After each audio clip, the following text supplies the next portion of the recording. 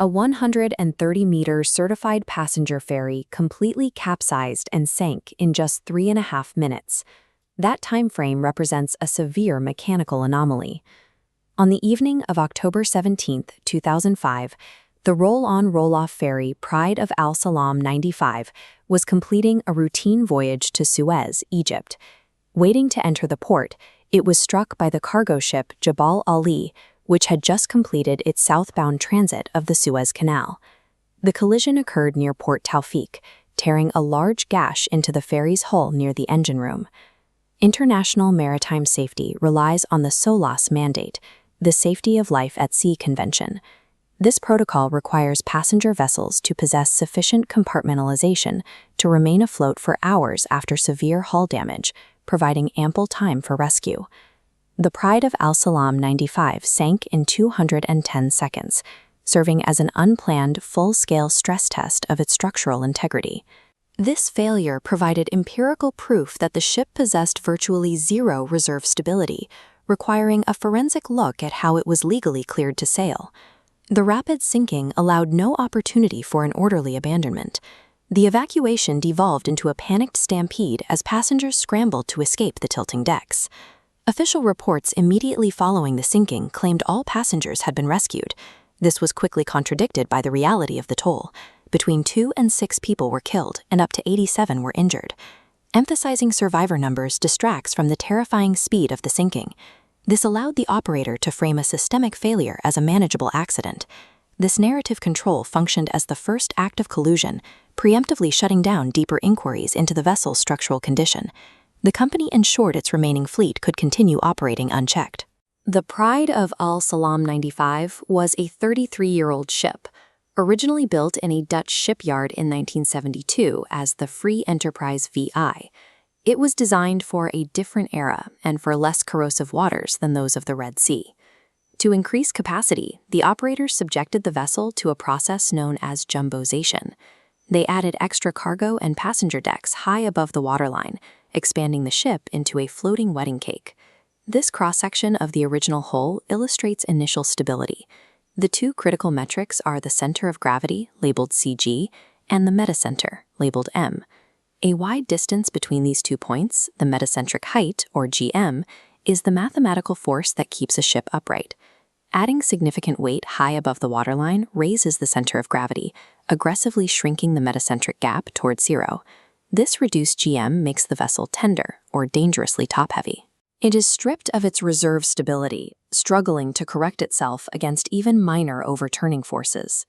The impact from the Jebel Ali provided the external force required to tip the vessel's already compromised center of gravity. The vessel's physical instability was a direct, readable record of a corporate strategy. Every uncompensated deck mathematically favored revenue over structural integrity. Egyptian domestic law prohibited the operation of passenger ships older than 25 years, yet this illegally modified 33-year-old vessel sailed with valid safety certificates.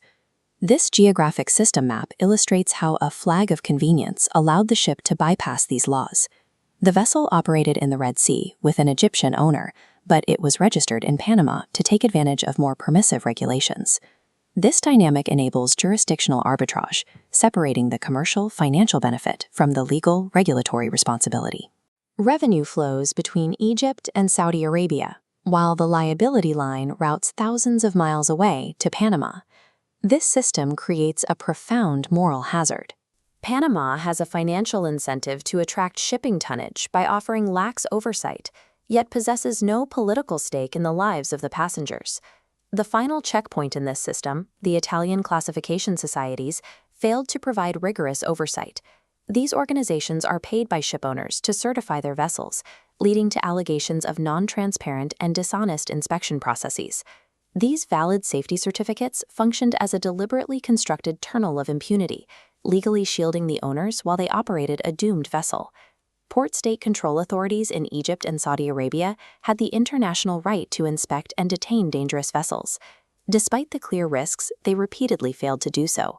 The owner of Salam Maritime Transport, Mamdouh Ismail, was an influential businessman and a member of the Egyptian Shura Council. Ismail's political connections and monopolistic control over shipping routes created a condition of regulatory capture. national regulators were effectively paralyzed, unable or unwilling to enforce standards against a politically powerful entity. This was a systemic issue. In 1991, the company's Salem Express, another aging Panamanian-flagged vessel, sank, killing over 470 people under identical business practices. Because mass casualty events proved financially and politically survivable for the corporation, the use of unseaworthy ships became the accepted baseline cost of doing business, a phenomenon known as the normalization of deviance.